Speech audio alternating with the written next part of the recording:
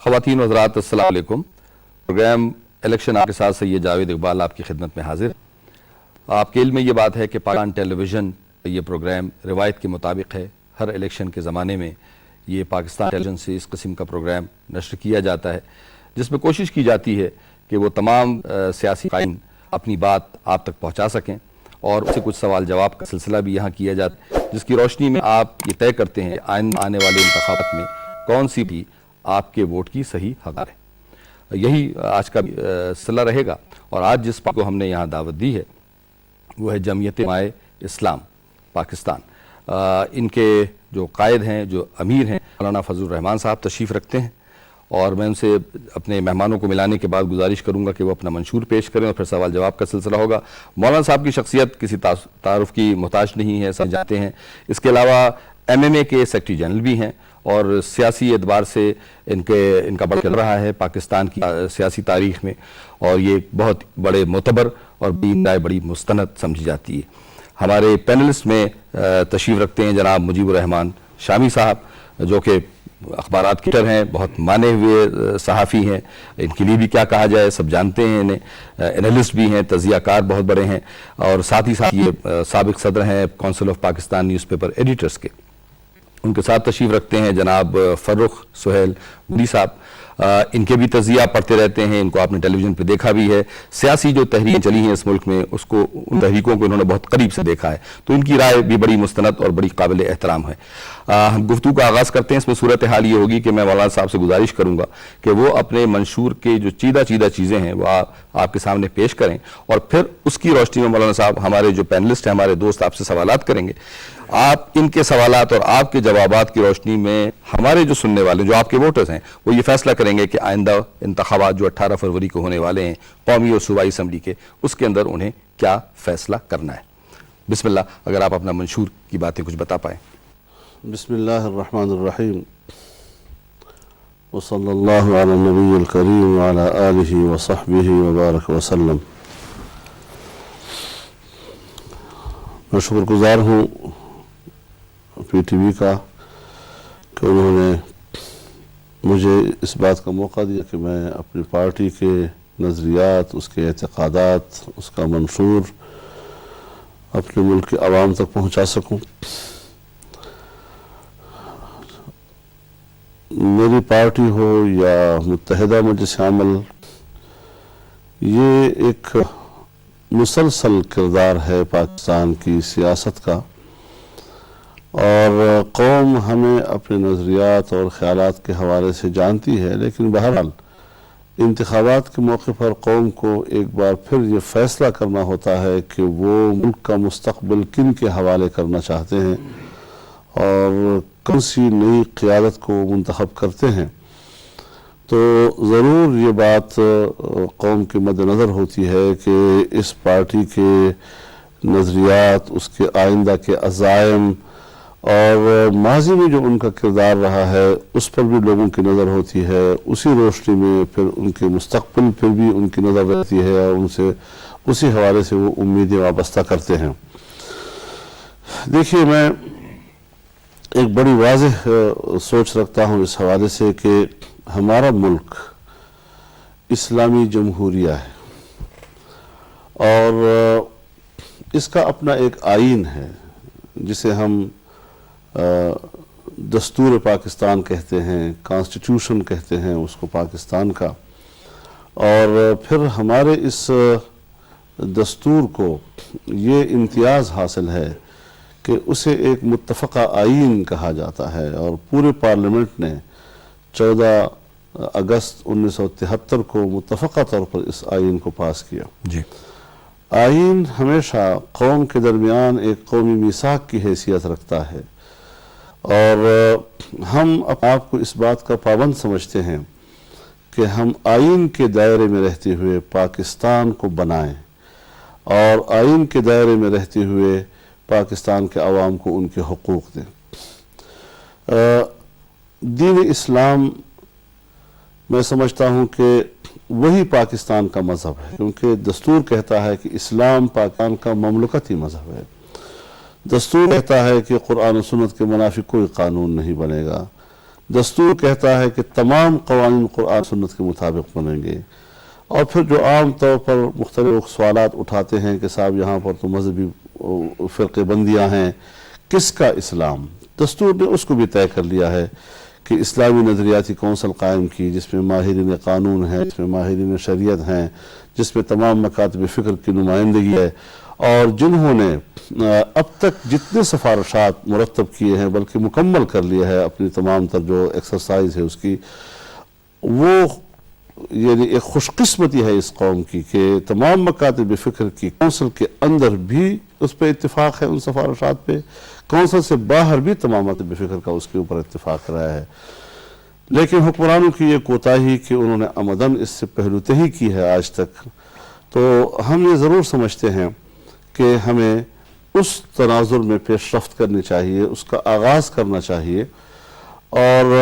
جو سب سے اولین ترجیح ہے دین اسلام کی وہ ہے امن۔ امن ایک بڑا مختصر سا لفظ ہے 3 حروف کا، لیکن وہ تمام تر انسانی حقوق کا احاطہ کرتا ہے۔ جانی حقوق کا تحفظ، مالی حقوق کا تحفظ، عزت و آبرو سے وابستہ حقوق کا تحفظ، اور تمام تر انسانی حقوق ان 3 چیزوں سے کے ارد گرد گھومتے رہتے ہیں۔ تو ظاہر ہے کہ اس قوم کو توقع ہے کہ کوئی حکومت آئے تو وہ اس کے جانی حقوق، اس کے مالی حقوق، اس کی عزت و آبرو کے حقوق کا تحفظ کیسے کریں گے،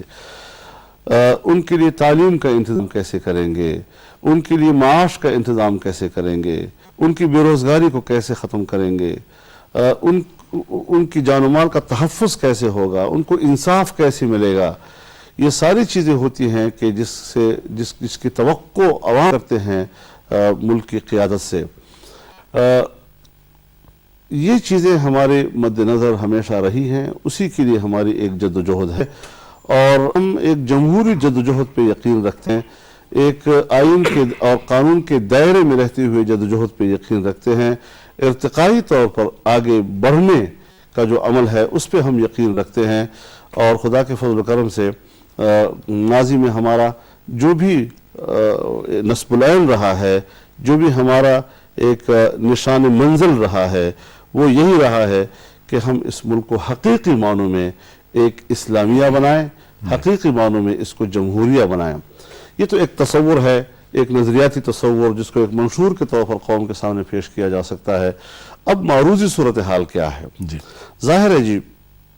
ہم ایک ترقی پذیر ملک ہیں، اور ایک پسماندگی سے ہم آئے ہیں ایک ترقی پذیر پوزیشن پہ۔ جی دنیا میں پسماندہ ممالک ہوں یا ترقی پذیر یا ہو، ان کی سیاست پر داخلی عوامل بھی اثر انداز ہوتے ہیں، خارجی عوامل بھی اثر انداز ہوتے ہیں،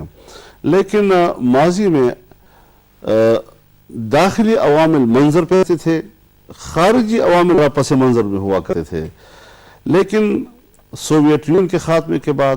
جب دنیا کی سیاست میں یکمہیت آ گئی اور امریکہ ایک واحد بڑی قوت کے طور پر ابھرا، اور جس نے پوری دنیا کی سیاست کے لیے خود کو اپنا محور بنایا، اس کے بعد جو دنیا کی عالمی انقلابات آئے ہیں، عالمی تغیرات آئے ہیں، اور پھر بالخصوص 9/11 کے واقعے کے بعد جو ان کی پالیسیاں رہی ہیں کہ کرۂ ارض کے وسائل تک براہ راست رسائی،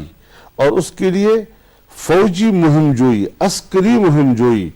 تو ظاہر ہے افغانستان ہمارے پڑوس میں ہے، جس وقت یہاں پر وہ لوگ آئے اور اس کے بعد پھر عراق میں آئے، تو اس نے ہمارے ملک کی سیاست کو اور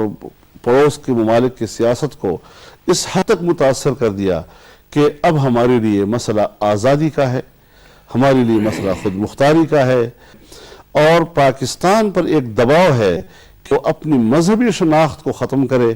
اور یہاں پر ایک سیکولر تصورات کا ایک غلبہ اس ملک کے نظام پر آئے۔ ایسے حالات میں جبکہ قوم بھی مایوس تھی اور ایک ایسا رعب و دبدبے کے ساتھ وہ افغانستان میں آئے، اسلامی دنیا کے حکمران میں بیشتر ان کے سامنے بس ہو گئے، ایسے وقت میں پاکستان کی دینی قوتوں نے متحدہ مجلس عام کی صورت میں اس چیلنج کا سامنا کیا، اس کے مقابلے میں ایک کلمہ حق کہا، ایک موقف لیا جس میں مطمئن نظر یہ تھا کہ ہم اپنی آزادی کا تحفظ کریں، ہم اپنی خود مختاری کا تحفظ کریں، ہم اس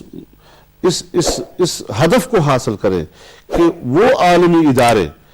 کہ جو گلوبلائزیشن اور عالمگیریت کی بنیاد پر پوری دنیا پر مسلط ہو گئے ہیں، اور وہ عالمی معاہدات جس ترقی پذیر و پسماندہ دنیا کو اپنے اندر جکڑ دیا ہے، اس نے بے بس کر دیا ہے غریب قوموں کو کہ ان کے ملک میں ان کا اپنا قانون، ان کے ملک میں ان کا اپنا آئین غیر مؤثر ہو جاتا ہے، اور بین الاقوامی اداروں کے نافذ کردہ قوانین اور ان کے معاہدات کے فیصلے وہ ہمارے اوپر نافذ العمل ہو جاتے ہیں۔ تو اس بات کی ہم نے جدوجہد کرنی ہے، یعنی یہ آپ کی یہ منشوریتیں ہیں، ساری بات اس پورے ملک کا تصور یہی ہے، یعنی اس بنیاد پر وہ ساری چیزیں ہیں۔ اور ظاہر ہے جی کہ پھر ہم نے جو صوبہ سرحد میں حکومت کی، اس میں قیام امن کے لیے بھی 4 سال تک ہماری وہاں پر جو امن و امان کی صورتحال رہی، باوجود انتہائی محدود وسائل کے، اس میں بھی ہم باقی صوبوں کی نسبت زیادہ ممتاز تھے۔ تعلیم کی دنیا میں ہم نے پہلا اقدام کیا کہ مفت تعلیم سے آغاز کیا جائے، اور پرائمری سے لے کر آخری بجٹ جو ہم نے پاس کیا وہ FAFC کے طلباء کو مفت کتابیں مہیا کرنے کا تھا۔ اور پھر صوبہ سرحد میں پاکستان بننے سے لے کر 2002 تک صرف 104 کالجز تھیں، اور ان 4 سالوں میں 80 کالجز ہم نے بنا کر دیے وہاں جی۔ اکثر خواتین کی کہتے ہیں ملا لوگ آئے گا تو پھر عورتوں کی تعلیم ختم ہو جائے گا اور یہ ہو جائے گا، یہ سارے تصورات ہم نے ختم کیے۔ اور پھر اس میں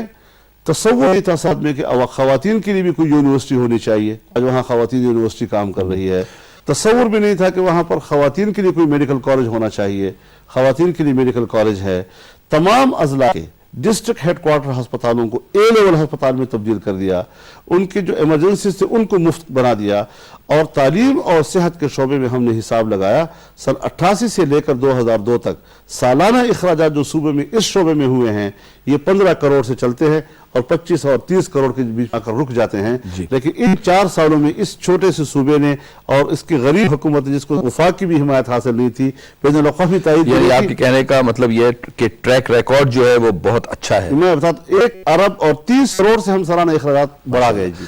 تو یہ چیزیں ہوتی ہیں کہ جس میں آپ نے عملی طور پر دکھانا ہوتا ہے کہ ہم کس طریقے سے اس ملک کو چلانا چاہتے ہیں۔ ہمارے تصورات جو ہیں بڑے واضح ہیں، اور اسی حوالے سے ہم اس ملک کے انتخاب میں بھی حصہ لے رہے ہیں، اور آئندہ کے لیے ہمارے نقشے بھی ہیں کہ خطے میں بھی امن ہو، خارجہ پالیسی بہتر ہو ہماری، اور پڑوسی ممالک کے ساتھ بہتر تعلقات، پڑوسی ممالک میں امن، اسلامی دنیا کے ساتھ وحدت، بین الاقوامی قوتوں کے ساتھ متوازن تعلقات، یعنی آقا غلام تعلق نہیں، دوستوں کا تعلق۔ میں سمجھ گیا، بہت شکریہ آپ کا مولانا صاحب۔ شامی صاحب اگر آپ سوال کرنا چاہیں۔ مولانا ابھی آپ نے فرمایا کہ متحدہ مجلس عمل کے پلیٹ فارم سے آپ انتخابات میں حصہ لے رہے ہیں، اور متحدہ مجلس عمل کی تشکیل جو ہے وہ ایک خاص ماحول میں ہوئی تھی 9/11 کے بعد، مگر یہ بھی دیکھنے میں آ رہا ہے کہ متحدہ مجلس عمل میں بڑا خلفشار ہے، اور اس کی ایک پارٹی جو ہے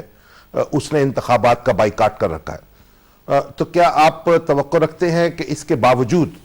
آپ انتخابات میں وہ نتائج حاصل کر سکیں گے، اور کیا اس بائیکاٹ کے آپ پر کیا اثرات مرتب ہوں گے؟ جی دیکھیے، اس میں تو کوئی اختلاف نہیں ہے کہ دینی قوتوں کی اس وحدت کو ملک کے اندر ایک عمومی پذیرائی ملی، اور قوم نے ایک امید وابستہ کی۔ آج جب یہ مرحلہ آیا 5 سال کے بعد دوبارہ، تو ایک بات بڑی واضح تھی، اور ہمارے ووٹر کے ذہن میں بھی یہ بات تھی کہ اگر عالمی قوتیں اسی موقف پر وہی کھڑی ہیں، اسی موڑ میں ہیں، تو پھر پاکستان کی سرزمین سے جو ایک آواز اٹھی تھی اور ایک نظریاتی موقف متبادل سامنے آیا تھا، وہ کیوں تبدیل ہو، وہ کیوں تحلیل ہو، اس کو برقرار رہنا چاہیے۔ چنانچہ مسئلہ یہ تھا کہ موقف میں تو کوئی فرق نہیں تھا، موقف برقرار رہنا چاہیے، یہ فورم بھی رہنا چاہیے۔ لیکن دیکھیے، آپ بھی یہ جانتے ہیں کہ جب ایک پارٹی بیٹھتی ہے اور اپنے اجلاس میں منشور کی منظوری دیتی ہے، تو انتخابات کے دنوں میں منشور کی منظوری دینا الیکشن میں حصہ لینے کے لیے ہوتا ہے، الیکشن سے بائیکاٹ کرنے کے لیے نہیں ہوا کرتا جی۔ ہم الیکشن میں نامزدگیوں تک، داخلے تک، نشانات وصول کرنے تک، مخصوص نشستوں کی فہرستیں مہیا کرنے تک تو الیکشن میں حصہ لے رہے ہیں۔ سب ایک تھے اس وقت تک؟ سب اور پھر یکدم جا کر ایک پارٹی اگر اس میں حصہ نہیں لیتی، نے ان کو نہیں چھیڑا ہے، لیکن ہم اپنے ووٹر کو سکون دینا چاہتے ہیں، تسکین دینا چاہتے ہیں، تسلی دینا چاہتے ہیں کہ وہ موقف بھی موجود ہے، وہ منشور بھی موجود ہے، وہ پلیٹ فارم بھی موجود ہے، اور اس کو حوصلہ ملا ہے۔ ہاں یہ ضرور ہے کہ اس تاخیر کے ساتھ ہمارے کچھ دوستوں نے بائیکاٹ کیا کہ ہم ان کے حلقوں میں متبادل آدمی کام بھی داخل نہ کر سکیں جی، تو اس میں کچھ فرق ان حوالے سے آئے گا، لیکن عمومی طور پر حلقوں میں جو ہے کا ووٹر جو ہے وہ آپ کی بات سن رہا ہے اور آپ کی بات تسلیم کر رہا ہے، یا وہ بائیکاٹ کرے گا؟ میرے خیال میں بائیکاٹ کا تو تصور ہی نہیں ہے ملک میں جی۔ یعنی یہ ٹھیک ہے کہ پارٹیز نے کچھ ورکرز ہوں گے، ورکر بائیکاٹ نہیں کرے گا، کہیں گے کہ جی ہم بائیکاٹ کرتے، ہم نہیں جاتے، لیکن عوام میں جہاں عوام ووٹ ڈالتا ہے، گھر کا ہر فرد جاتا ہے ووٹر اور ووٹ ڈالتا ہے، مرد زن ووٹ ڈالتے ہیں، بوڑھے جوان ووٹ ڈالتے ہیں، اس عمومی کیفیت پر بائیکاٹ کی باتوں کا کوئی اثر نہیں ہے۔ آپ نے سوویت یونین کے ٹوٹنے کا ایک مثال بنایا کہ اس کے بعد یونیپولر ورلڈ آئی، تو افغان جہاد میں تو آپ لوگ بھی شامل تھے اور یونیپولر ورلڈ کی ذمہ داری آپ لوگوں پر بھی عائد ہوتی ہے، تو کیا آپ یہ نہیں سمجھتے کہ اس سارے جو خارجی اثرات ہیں پاکستان میں، سوویت یونین کا ٹوٹنا جس پر کہ یہاں کے جہادی لوگوں نے فخر محسوس کیا تھا، تو اس کے آپ رسپانسبل نہیں ہیں؟ آج یہ سوالات اس وقت بھی تھے اور بعد میں بھی ہمارے سامنے آئے ہیں، اور جب میں خارجہ امور کمیٹی کا چیئرمین تھا اور میں ماسکو کو ایک سفر میں عبور کر رہا تھا، اور میرے اس ایک آدھ دن کے قیام سے وہاں کی پارلیمنٹ نے فائدہ اٹھایا اور انہوں نے فوری طور پر ہمارے سفیر کو کانٹیکٹ کیا، اور ایک ڈوما کی جو فارن کمیٹی تھی اس کے ساتھ میری میٹنگ ہوئی، اور پھر اس کے نتیجے میں ان کے نائب وزیر خارجہ سے بھی میٹنگ ہوئی، جو شاید اس کے بعد پھر وزیر خارجہ بنا۔ تو یہ سوال وہاں انہوں نے مجھ پہ کیا جی کہ آپ کو کیا فائدہ ہوا جب یہ سوویت یونین ٹوٹ گیا جی؟ تو میں نے ان سے کہا دیکھیے میں یک محوریت کے حق میں نہیں ہوں جی، میں چاہتا ہوں کہ ملک دنیا میں کئی قوتیں ہوں اور بیلنس ہو ملک کی سیاست میں، عالمی سیاست میں، لیکن یہ اس کا ذمہ دار کون ہے؟ یعنی اب ظاہر ہے جی کہ ہم توسیع پسندی، کسی ملک پہ قبضہ کرنا، کسی ملک کے فوجیں بھیجنا، ان کی آزادی پہ حملہ کرنا، ہم تو اس کے خلاف ہیں۔ آپ کو اپنی کمیونسٹ لابی نے بھی مشورہ دیا کہ افغانستان میں مت جاؤ، آپ کو اپنی پارلیمنٹ ڈوما نے کہا کہ افغانستان میں فوجیں نہیں جانی چاہیے، صرف KGB نے آپ سے کہا کہ آپ افغانستان میں جائیں اور آپ نے ان کی بات مانی، اور یہ غلطی آپ کی طرف سے ہوئی ہے جب آپ ایک ملک میں آدھم کے پھر وہاں کے مذہبی شاعر کو آپ نے چھیڑا، مذہبی اداروں کو آپ نے چھیڑا، اور وہاں ایک جنگ چھڑ گئی داخلی طور پر، تو پھر ظاہر ہے کہ ہمارا ایک موقف تو ہے، اور پھر ایک پارٹی کی بات ہوتی ہے، ایک ملک کی بات ہوتی ہے۔ ظاہر ہے کہ پاکستان دنیا کی جو تقسیم ہے اس میں امریکن اور ویسٹ کے گروپ میں ہے، وہ آپ کے گروپ میں نہیں تھا۔ میری پارٹی کہ جو مغربی استعمار کی ہمیشہ مخالف چلی آ رہی ہے، اور ہم پر تو الزامات بھی لگتے تھے کہ تم لوگ جو ہے روس نواز لوگ ہو، لیکن ہمیں بھی آپ لوگوں نے بے بس کر دیا کہ ہم آپ کی وہاں پر کوئی تائید میں بات کر سکے، کیونکہ پوری قوم آپ کے خلاف ہو گئی تھی، وہ آزادی کی جنگ لڑ رہی تھی، تو پھر ہم اسلام اور کسی قوم کی آزادی کے حوالے سے اسی موقف کا ساتھ دیں گے۔ تو جو نقصان ہوا ہے وہ آپ کے اپنے غلط فیصلوں کی بنیاد پر ہوا ہے، اس کا گلہ ہم سے نہ کیا جائے، لیکن یہ بات اپنی جگہ پر ہے کہ اس جو عالمی سیاست میں ایک توازن تھا وہ ٹوٹا ہے، اور اب جو ایک تکون بن رہا ہے روس، چین اور انڈیا کے درمیان، یہ میں سمجھتا ہوں کہ آنے والے مستقبل کے لیے ایک بہتر تصور سامنے لا رہا ہے، بیلنس آف پاور بن رہا ہے، ایک بیلنس آف پاور کی طرف اگر دنیا جا رہی ہے تو میں سمجھتا ہوں کہ یہ بہتر چیز ہے۔ مولانا صاحب آپ نے اپنے ابتدائی گفتگو میں فرمایا کہ ہم پاکستان میں اسلامی نظام چاہتے ہیں جو کہ 73 کے آئین کرتا ہے، لیکن آپ نے ہمیں اس پر صحیح فوکس نہیں کیا کہ اس کا معاشی نظام کیا ہوگا، کیا وہ کیپٹلزم ہوگا، کیا وہ سوشلزم ہوگا یا کوئی اور نظام، اس کی تفصیل نہیں آپ نے ہمیں بتائی کہ جاگیرداری کے حوالے سے اور صنعتکاری کے حوالے سے اور پرائیویٹ سیکٹر کے حوالے سے اور گلوبلائزیشن کے حوالے سے آپ کا کیا موقف ہے؟ بہت اچھا سوال آپ نے کیا ہے جی۔ میں جب اسلام کی نظام معیشت کی بات کرتا ہوں تو وہ جہاں مغرب کی سرمایہ داریت سے اختلاف کرتا ہے وہاں مشرق کی الحاد آفرین اشتراکیت سے بھی اختلاف کرتا ہے، اور ایک متوازن قسم کی معیشت جس کو دنیا میں ملی جلی معیشت کہتے ہیں کہ کہیں پر تو اسٹیٹ کنٹرول کرتا ہے اور کہیں پر افراد کی جو حقی ملکیت ہے اس کا بھی احترام کرتا ہے. کسی فرد کی ملکیت ان حدود تک نہ پہنچ جائے کہ جو مجموعی طور پر معاشرے میں ناہمواری کا سبب بنے, وہاں جا کر پھر اسٹیٹ کو حق دیا جاتا ہے کہ کوئی حد کا تعین کیا جائے. تو ایک بڑا متوازن قسم کی, اب یہاں تو جی دو سرے ہیں جی, کہیں پر ہم نیشنلائزیشن کی طرف جا رہے ہوتے ہیں, پھر کہیں اس کو مکمل طور پر ترک کر کے ہم پرائیویٹائزیشن جاتے ہیں نجکاری کی طرف اور پرائیویٹائزیشن کی طرف. جی ہم نے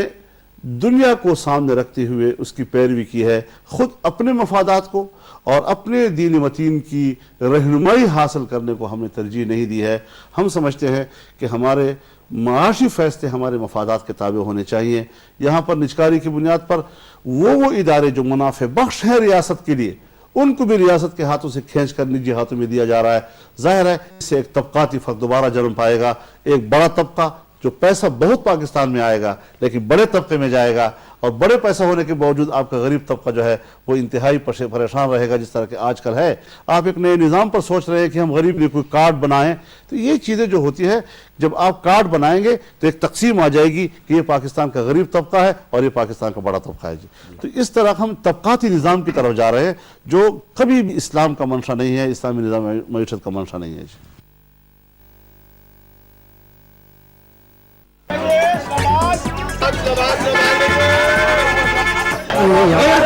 ایئر کنڈیشن باؤ جی ادھر آ جاؤ, یہ پکا ٹائم ہے, پکا ٹائم. ارے بھائی نہیں جانا مجھے. اور باؤ جی آپ تو خام خام غصہ کر گئے جناب.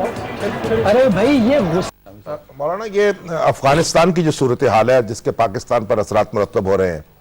اور خود کش حملے ہو رہے ہیں, بلکہ آپ کے بارے میں بھی خبریں آ رہی ہیں کہ ایسے لوگ پکڑے گئے ہیں جو آپ پر حملہ کرنا چاہتے ہیں. اللہ آپ کو محفوظ رکھے. اللہ آپ کو محفوظ رکھے. یہ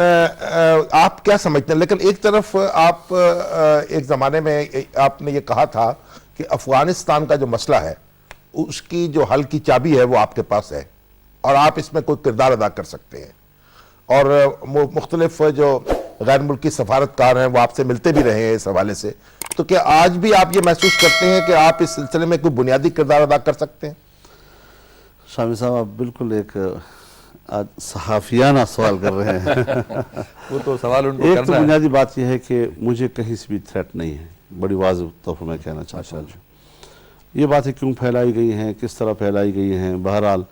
اس میں تشویش ضرور ہے, پریشانی ہے ہمارے حلقوں میں, لیکن ہمیں کوئی ایسی معلومات نہیں ہے کہ کہیں سے کوئی خانہ خواصہ ہمیں کوئی تھریٹ ہو. جہاں تک بات ہے افغانستان کی, جو میں نے یہ کبھی نہیں کہا کہ افغانستان کے مسئلے کی کنجی ہمارے ہاتھ میں ہے, بلکہ میں نے ہمیشہ یہ کہا ہوگا کہ مسئلے کی کنجی امریکہ کے ہاتھ میں ہے, اور وہ آیا ہے اور طاقت کی بنیاد پر افغانستان میں بیٹھا ہے, جس کے اہداف یہ ہیں کہ وہ وسط ایشیا کے معدنی ذخائر پر اور وسط ایشیا کی وہ مفادات جو پہلے روس کے کنٹرول میں تھے ان کو اپنے قبضے میں لینا چاہتا ہے. وہ آپ کے جنوبی ایشیا اور مشرقی ایشیا کی سمندری اور خشکی کی تجارتی راستوں کو کنٹرول کرنا چاہتا ہے, آپ کی اس معیشت پر قبضہ کرنا چاہتا ہے, عرب کے تیل پہ قبضہ کرنا چاہتا ہے جس کے لیے وہ عراق میں ہے اور پورے عرب کے تیل کا مالک بن رہا ہے. لیکن عنوان اختیار کر لیا ہے 9/11 کے واقعے کے بعد اس نے دہشت گردی کے خلاف جنگ کا, جو مفروضہ ہے, اور اگر یہ عنوان اختیار نہ کرے تو پھر اقوام متحدہ میں کوئی قرارداد نہیں لائی جا سکتی اس بنیاد پر کہ ہم تیل پہ قبضے کے لیے جا رہے ہیں, تجارت پہ قبضے کے لیے جا رہے ہیں, معدنی ذخائر پہ قبضے کے لیے جا رہے ہیں, کسی ملک پہ قبضے کے لیے جا رہے ہیں. اس بنیاد پر ان کو قرارداد لانے میں کامیابی ہوئی اور دنیا نے بھی دباؤ کے تحت ان کو ووٹ دیا اور پھر آ گئے یہ لوگ. تو ظاہر ہے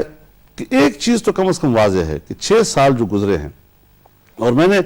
جب امریکی سفیر مجھے ملی تھی تو میں نے ان سے سوال کیا تھا کہ آپ 6 سال ہوئے پوری ریاستی قوت کے ساتھ, امریکہ کی ریاستی قوت جو عالمی قوت ہے, اور پورا مغرب نیٹو آپ کے ساتھ افغانستان میں شریک جنگ, کیا ان 6 سالوں میں آپ ہمیں بتا سکتے ہیں کہ دہشت گردی کے حوالے سے آپ کے اعداد و شمار کیا ہیں؟ کیا ان 6 سالوں میں آپ ہمیں بتا سکتے ہیں کہ دہشت گردی کے حوالے سے آپ کے اعداد و شمار کیا ہیں, اس پہ کمی ہوئی ہے یا اضافہ ہوا ہے؟ تو انہوں نے کہا اضافہ ہوا ہے. تو میں نے کہا اضافہ اس طرح ہوا ہے کہ شدت پہ بھی اضافہ ہوا ہے اور وسعت پہ بھی اضافہ ہوا ہے. اگر 6 سال کی جنگ میں بھی ایک طرف امریکہ خود معاشی بحران کا شکار ہے, ایک طرف امریکہ خود اپنے ملک کے اندر شدید تنقید کا نشانہ بن رہا ہے، یورپ کے اندر تنقید کا نشانہ بن رہا ہے، بش کا گراف گر رہا ہے، ٹونی بلیئر وقت سے پہلے دفتر چھوڑ رہا ہے، اور یورپ کے وہ ممالک کہ جن کی حکومتوں نے بش پالیسی کی حمایت کی تھی عام انتخابات میں شکست کھا رہے ہیں. تو پھر آپ سمجھے کہ آپ کو سیاسی نقصان بھی ہو رہا ہے اس کا، معاشی نقصان بھی اس کا آپ کو ہو رہا ہے. تو آپ حضرات کیوں یہ نہیں سوچتے کہ یہ راستہ دہشت گردی کے خاتمے کا نہیں ہے؟ اصل چیزیں آپ قوم کو بتائیں، دنیا کو بتائیں.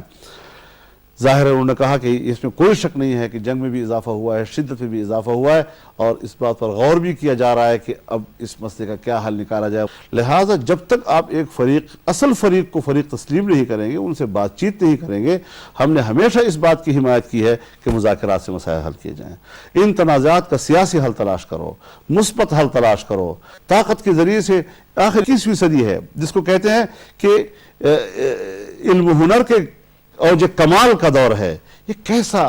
علم و ہنر کا اوج کمال ہے کہ آج انسان کا خون بہ رہا ہے. تو اس حوالے سے ہم سوچتے ہیں کہ سیاسی عمل، سیاسی گفتگو، سیاسی حل، پرامن حل، مثبت حل، اس کے لیے پھر کوشش اثر. آپ امریکہ اور طالبان کے درمیان جو مذاکرات ہیں وہ اس میں کوئی آپ دیکھتے ہیں کہ کوئی امکان اس کا ہے اور آپ کا کوئی اس میں رول ہے؟ دیکھیے، کوئی بھی فرد یا کوئی بھی جماعت کسی دوسرے ملک کے معاملات میں کردار ادا نہیں کر سکتی تا وقت کہ اس کے پاس ملک کی حکومت نہ ہو. حکومت یہ کردار ادا کر سکتی ہے. جی، اگر قوم نے ایک ایسا مینڈیٹ ہمیں دیا کہ جس سے ہمارے پاس ملک کے نظام کی اور ملک کی اقتدار کی ذمہ داریاں آتی ہیں،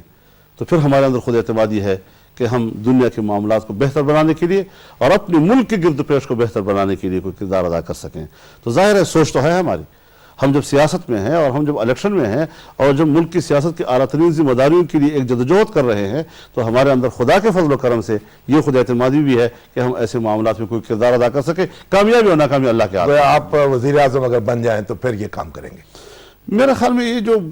وزیر اعظم بننا یا نہ بننا یہ غیر سیاسی جملے ہیں، گفتگو ہے. یہ عوام کے مینڈیٹ پر ہے. اگر عوام نے مینڈیٹ دیا اور یہ ذمہ داری آئی تو انشاءاللہ پھر ہم سنجیدگی کے ساتھ ان معاملات کو لیں گے اور سنجیدگی کے ساتھ اس کو حل کی طرف لے جانے کی کوشش کریں گے. مولانا، آپ نے اپنی گفتگو میں فرمایا کہ جمہوریت اسلام کی ضد نہیں، اور آپ جمہوریت پر یقین رکھتے ہیں، آپ امن پر یقین رکھتے ہیں، آپ گلوبلائزیشن کے خلاف ہیں، آپ امپیریلزم اور جو امپیریلزم کی ایکسپینشنزم کے خلاف ہیں. یہ باتیں ویسٹ کے اندر وہ پیس کی موومنٹ بھی کرتی ہیں. آپ کا یہ ایجنڈا سن کے تو لگتا ہے آپ ایک بڑے پروگریسو لیڈر ہیں. کیا وجہ ہے کہ آپ کا یہ پیغام اکراس دا پیپل پورے ملک کے اربن سینٹر میں کیوں نہیں گیا؟ آپ ایک محدود خطے تک آپ کی جماعت کی بنیاد ہے. کیا وجہ ہے کہ یہ اتنا پروگریسو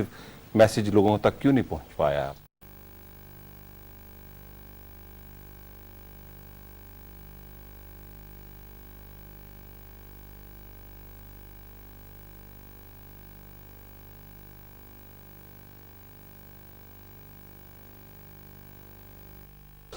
ہماری سوچ جی ایک زمانے سے یہی ہے، اور میں سمجھتا ہوں جب سن 1968 میں جمعیت علماء اسلام کا پہلا منشور چھپا تو اس وقت بھی جمعیت علماء کی قیادت نے جو نظریہ دیا تو یہی الزامات ان پر لگے، بجائے اس کے کہ لوگ اس کو مثبت حوالے سے لیں. ان کو کہا گیا کہ یہ تو اشتراکی مولوی ہیں، یہ تو پہلے کسی زمانے میں کانگریسی مولوی، پھر اشتراکی مولوی، پھر سوشلسٹ مولوی، پھر روس نواز مولوی. ان کو پنپنے نہیں دیا گیا، اور خیال یہ تھا کہ شاید اس پروگرام کے ساتھ یہ ایسے لوگ میدان میں آئیں گے کہ جو اسٹیبلشمنٹ کی منشا و خواہش کے مطابق نہیں چلیں گے. اور یہاں پر تو پاکستان میں صورتحال یہ ہے کہ سیاسی ماحول آزاد نہیں بدقسمتی سے ہمارا، اور جب ہم ایک بات متعارف کرانے میں کامیاب ہونے کے قریب پہنچے تو افغانستان کا ایشو سامنے آ گیا، جہاں طالبان کو سمبل بنا دیا کہ یہ مذہب ہے، یہ انتہا پسند ہے، اور یہ مذہب ہمیں قبول نہیں. اور پھر دوبارہ سرے سے ہمیں 5 سال اس پاکستان کی سیاست میں متحدہ مجلس عمل کے پلیٹ فارم سے پارلیمنٹ کے اندر، صوبائی حکومت کے اندر دوبارہ سے اس تاثر کو بحال کرنے کی کوشش کی گئی کہ نہیں، اسلام امن کا نظام ہے، علماء امن کے لوگ ہیں، مذہبی طبقہ جو ہے آئین و دستور و جمہوریت میں تم سے بہتر کردار کا حامل ہو سکتا ہے، بین الاقوامی تعلقات میں بہتر تعلقات کا پروگرام رکھتا ہے، منشور رکھتا ہے اس حوالے سے، تو یہ ساری وہ چیزیں تھی کہ جس کو ہم بار بار ہمارے بنے بنائے کام کو گرانا اور پھر دوبارہ ہم اس کو بحال کرتے ہیں، اور آج ہم اس مقام پر پہنچے ہیں کہ اگر قوم کی ایک توجہ ہوئی ہے تو اس کو مزید پروان چڑھنا چاہیے۔ ہم دنیا کے ساتھ دشمنیاں نہیں چاہتے، لیکن غلامی بھی نہیں قبول کرتے۔ دنیا آئے، متوازن تعلقات کی بنیاد پر بات کرے، اور پاکستان کو ایک ایسا اسٹیٹ بننے کی اجازت دے کہ یہاں پر ہمارا آئین، یہاں پر ہمارا قانون، یہاں پر ہماری پالیسیاں، اور پالیسیاں ہمارے مفادات کے تابع ہونے کی اجازت مل جائے۔ مولانا صاحب، آپ کے منشور کے حوالے سے ایک اور بنیادی چیز ہے جو ہمارے دیکھنے والے اور سننے والے چاہیں گے، خاص طور پہ الیکشن ہونے والے ہیں اس کے لیے، آپ کے منشور میں کون سی ایسی چیز ہے جس کو آپ نے تعلیم کے حوالے سے اور ساتھ ہی روزگار کے حوالے سے، جس پہ آپ نے اسپیسیفک کوئی ایسی بات کی ہو جو آپ سمجھتے ہیں کہ منشور کے حساب سے تعلیم کو وہ ٹیکل کرے گی اور ساتھ ہی بے روزگاری کو، کیونکہ یہ دو بڑے اہم مسائل ہیں، اسی کی بنیاد پہ، جسے میں کہتا ہوں پاورٹی ایویشن جو ہے، اسی کی بنیاد پہ وہ ساری ٹیررزم وغیرہ بھی ہوتی ہے، اگر آپ اس پہ کچھ فرمائیں۔ جی، اس میں کوئی شک نہیں ہے جی کہ تعلیم بنیادی چیز ہے، اور اقوام متحدہ کا انسانی حقوق کا چارٹر، اس میں بھی مفت تعلیم کی بات کی جاتی ہے کہ بچوں کو مفت تعلیم دی جائے۔ کون سی کلاس تک مفت کیا آپ میں عرض کرنا چاہتا ہوں جی، انہوں نے تو غالباً بریکٹ میں میٹرک تک لکھا ہے جی، اور جب سرحد میں ہم نے حکومت بنائی تو پہلے سال جو ہم نے پالیسی دی وہ مفت تعلیم کے حوالے سے تو فیصلہ کیا میٹرک تک، لیکن پہلے سال ہم اس قابل ہوئے کہ ہم پرائمری تک ان کو مفت کتابیں مہیا کر سکے، اور پھر رفتہ رفتہ ہم بڑھتے گئے تو ہم میٹرک سے بھی آگے نکل گئے، اور ہم نے FFC تک بھی مفت کتابیں مہیا کرنے کے لیے آخری بجٹ میں فنڈ رکھا ہے جی۔ ساتھ ساتھ ہم نے مڈل تک تعلیم کو لازمی بنایا، کیونکہ پہلے تو ایک والدین کہہ سکتے تھے کہ جی ہمارے پاس پیسے نہیں ہیں، ہم کس طرح بچے کو اسکول میں لے جائیں۔ اب جب آپ پر کتاب کا بوجھ نہیں ہے آپ لے جا سکتے ہیں۔ یونیفارم تک کے لیے ہم نے بچیوں کے لیے وظیفے مقرر کیے کہ وہ 200 روپے مہینے کے لیے۔ پھر وہ نوجوان جو گریجویٹ ہیں، جن کے پاس نہ کوئی سرکاری نوکری ہے نہ پرائیویٹ نوکری ہے، ان کو ہم نے ماہانہ 2000 روپے کا وظیفہ متعین کیا کہ کم از کم اس کی جیب میں اتنا پیسہ تو ہو کہ اگر دفتر کے لیے آ رہا جا رہا ہو تو باپ سے تو پیسے نہ مانگے، اور خود اس کے لیے دوڑ دھوپ کر سکے ملازمت کے لیے۔ تو یہ تو تعلیم کے حوالے سے ایک سوچ تھی ہماری، اور ہم نے اس کو فروغ دیا، پروان چڑھایا اس کو، اور جیسے کہ میں نے ابتدائی گفتگو میں بھی کچھ تھوڑا سا عرض کیا اس حوالے سے۔ جہاں تک روزگار کا تعلق ہے جی، روزگار کے حوالے سے یقیناً ہمیں ایک بڑی پالیسی ملکی اور قومی سطح پہ بنانی پڑی۔ یہ سب ایڈہاک ہوتی ہیں جی، کسی محکمے میں نوکریاں نکل آئیں، آپ نے فوراً اس کو اناؤنس کر دیا، مشت کر کے ان کی، مگر وہ تو مسئلے کا حل نہیں ہے، یہ مسئلے کا حل نہیں ہوتا جب تک کہ آپ ملک کے اندر ایسا ایک نظام معیشت نہیں دیں گے۔ ہم نے سرحد میں جو ایک زرعی پالیسی دی، وہاں ہم غیر ضروری تمام ٹیکس ہم نے جب ختم کیے، اور پھر بھی ہم نے لوگوں کو کہا کہ آپ کو فائدہ ہے، حکومت کو بھی فائدہ ہے، تو ہر ضلع کی جو وہاں کے زمینداروں کی تنظیمیں تھیں انہوں نے وزیر اعلیٰ کو دی کہ آپ ہمارے استقبالیہ میں آئے، اور ہماری اپوزیشن نے اس سے اختلاف نہیں کیا۔ صنعتی پالیسی جو ہم نے دی وہاں صوبے کے حد تک، اپوزیشن نے اس کے اختلاف نہیں کیا جی وہاں پر۔ تعلیمی پالیسی جو ہم نے دی ہے اپوزیشن نے اختلاف نہیں کیا اس کے ساتھ۔ صحت کی پالیسی جو اپوزیشن نے اختلاف نہیں کیا۔ 5 بجٹ ہم نے پاس کیے ہیں اپوزیشن کے ووٹ کے ساتھ، متفقہ بجٹ جی۔ تو اس طریقے سے ہمیں یہاں ماہرین کی رہنمائی لینی ہوگی، کیونکہ ہمارے ملک کے اندر وسائل موجود ہے، ہم وسائل پر کام نہیں کر رہے۔ ہمارے ملک میں پانی موجود ہے، ہمارے ملک میں کوئلہ موجود ہے، ہمارے ملک میں گیس موجود ہے، معدنی ذخائر موجود ہے، لیکن ہم ان کا کوئی فائدہ اب تک حاصل نہیں کر رہے۔ نتیجہ یہ ہوتا ہے کہ ہم باہر سے قرضے لے رہے ہوتے ہیں، اور قرضے جب لیتے ہیں ہمارے ہاں پیداواری صلاحیت کم ہوتی ہے، چنانچہ ہم تجارتی خسارے کا شکار ہوتے ہیں، برآمدات ہماری ہوتی نہیں، درآمدات پر پیسہ باہر جا رہا ہوتا ہے۔ ابھی آپ نے فرمایا تھا کہ ایک تکون بن رہی ہے دنیا کے نقشے پر، امریکہ، روس اور چائنا اور انڈیا، اور اس سے ایک توازن جو ہے دنیا میں پیدا ہو سکتا ہے۔ تو آپ کیا محسوس کرتے ہیں کہ یہ تکون اگر بنتی ہے تو ہمارے فائدے میں ہوگی، اور پاکستان اور انڈیا کے جو تعلقات ہیں جب تک وہ بہتر نہیں ہوتے اس وقت تک اس خطے میں کوئی امن قائم ہو سکتا ہے؟ ہاں، امن تو قائم ہو سکتا ہے۔ دیکھیے، ہمارے تعلقات کے جہاں اور شعبوں میں خرابیاں ہیں، بنیادی اور اساسی جھگڑا کشمیر کا ہے جی۔ اب دیکھیے، کشمیر کے بارے میں ہمارا موقف یہ ہے کہ کشمیر متنازع خطہ ہے، لیکن چین کے لیے تبت جو ہے وہ چین کا حصہ ہے۔ چین کا موقف یہ نہیں ہے کہ تبت نہیں، میں تائیوان کی بات کر رہا ہوں، تائیوان کے بارے میں چین کا موقف یہ نہیں ہے کہ وہ متنازع علاقہ ہے، وہ کہتا ہے کہ تائیوان میرا علاقہ ہے اور تائیوان کو حاصل کرنے کے لیے طاقت کا استعمال میرے لیے جائز ہے، یعنی اس حد تک اس کا موقف ہے۔ ہمارا موقف بالکل مختلف ہے، ہم کہتے ہیں کشمیر متنازع ہے، کشمیریوں کو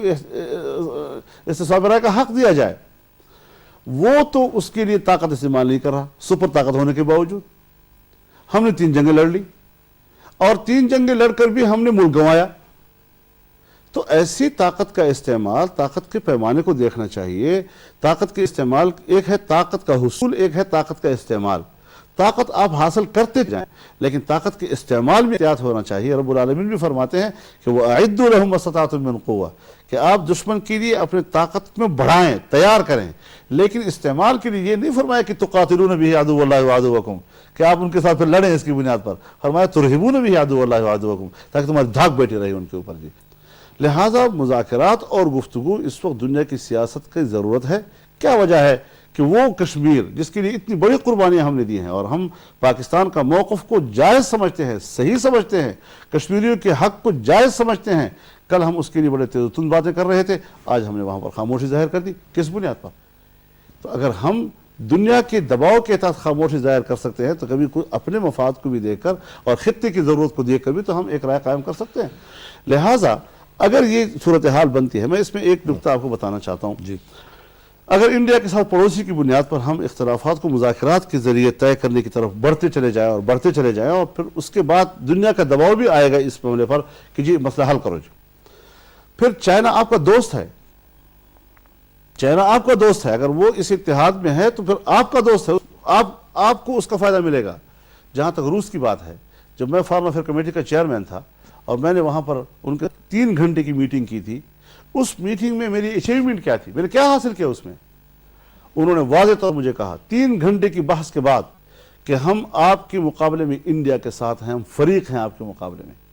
لیکن آج آپ کی گفتگو کے نتیجے میں ہم دونوں ملکوں کے درمیان یکساں تعلقات کی بات کریں گے اور ہم اس کی سفارش اپنی گورنمنٹ کو کریں گے۔ اور اگلے روز ان کے نائب وزیر خارجہ نے تصدیق کی میرے سامنے کہ جی ہم اس پالیسی کو اختیار کرنا چاہتے ہیں۔ تو اگر روس بھی اس مقام پر آتا ہے کہ وہ پاکستان اور انڈیا کے درمیان یکساں تعلقات کی پالیسی پہ جانا چاہتا ہے، ہمیں ایکسیپٹ کرنا چاہیے۔ ہم کس سے ڈر رہے ہیں جی؟ کیوں ڈر رہے ہیں کسی سے؟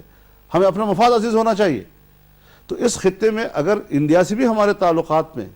نرمی آتی ہے، چین ہے ہمارا دوست اور روس ہی ایسی پوزیشن میں ہے کہ ہمارا ان کے درمیان یکساں تعلقات کی پالیسی اختیار کرتا ہے، تو پاکستان کا مفاد کہاں جائے گا؟ پاکستان کا اور محفوظ ہوگا۔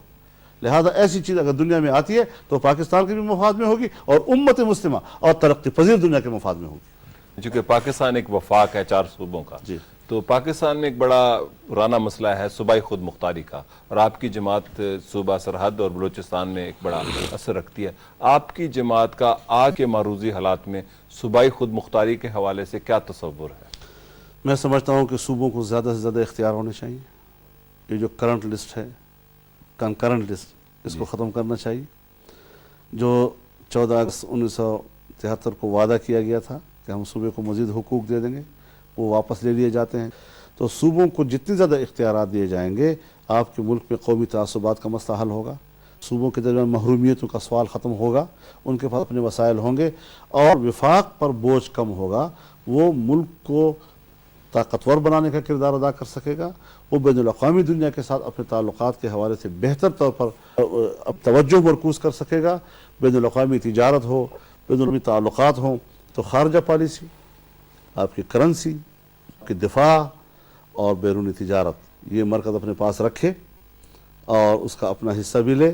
اور باقی تمام معاملات اگر صوبوں کے حوالے کر دیے جائیں تو صوبے خود مختار ہیں۔ اور ہمارے ہاں ایک بہرحال ایک ساخت ہے اس خطے کی، انڈیا میں صوبہ جاتی نظام ہے، یہاں پر بھی ایک صوبہ جاتی نظام پاکستان کے قیام سے پہلے سے چلا آ رہا ہے۔ اس کو ہم اس زمینی حقیقت کو تسلیم کریں، پھر جب ہم نے دستور کے تحت ان کی اس جغرافیائی حیثیت کو تسلیم کیا ہے تو پھر ان کو حق دینے میں ہم جھجک رہے ہیں۔ مولانا صاحب، میرا ایک سوال ہے، بعد از الیکشن جو صورتحال ہوگی، کیونکہ پاکستان میں جو اندرونی حالات ہیں وہ بڑے کشیدہ ہیں، اس میں وائلنس ہے، اس میں صوبائی تعصبات ہیں، اور اکثر جماعتیں اب پروکیل ہوتی جا رہی ہیں اپنے اپنے علاقوں میں۔ آپ یہ سمجھتے ہیں کہ الیکشن کے بعد وہ جو ایک کانسیپٹ ہے کہ نیشنل گورنمنٹس کی جائیں یا گرینڈ کولیشنز کی جائیں صوبوں میں بھی اور مرکز میں بھی، اور سب جماعتوں کو شراکت اقتدار میں لایا جائے، آپ اس پر متفق ہوں گے بعد از الیکشن؟ دیکھیے ملک ضرور اس بات کا تقاضا کرتا ہے کہ سیاسی جماعتوں کے اندر جو سیاسی محاذرائی ہے اس میں سیاسی جماعتیں ایک انتہا تک جائیں، ایک ایسے حدود میں رہیں کہ جہاں اس کا سیاسی فرض بھی پورا ہوتا ہو، اپنے موقع کی ترجمانی اور نمائندگی کا حق بھی ادا کر سکیں، اور اس حد تک بھی نہ جائیں کہ پھر بنگال اور مغربی پاکستان کا تصور ہو اور بالکل ایک ملک کے اندر ایک افراتفری اور انارک پیدا ہو جائے۔ اگر اس مقصد کے لیے ایک قومی حکومت کی تشکیل کی ضرورت ہو تو الیکشن کے بعد ہو سکتا ہے، اس میں کوئی بہت کی بات نہیں ہے، اور سیاسی جماعتیں اتنی گنجائش رکھتی ہیں کیونکہ عوام کا مینڈیٹ ہوگا۔ اگر ایک ہینگ